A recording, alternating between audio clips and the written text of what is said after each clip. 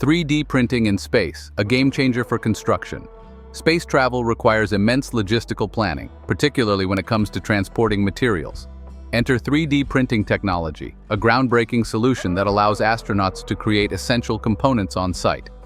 NASA has already tested 3D printers aboard the International Space Station to produce tools and replacement parts, dramatically reducing the need to send costly resupply missions from Earth. This capability is especially crucial for longer missions to the Moon, Mars, or even beyond, where quick resupply from Earth is not feasible.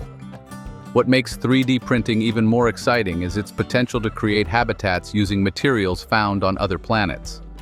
NASA and other space agencies are researching how to use lunar or Martian soil in 3D printing to build sustainable bases. This technology could also prove pivotal in building structures such as communication towers, landing pads, or even medical facilities on Mars.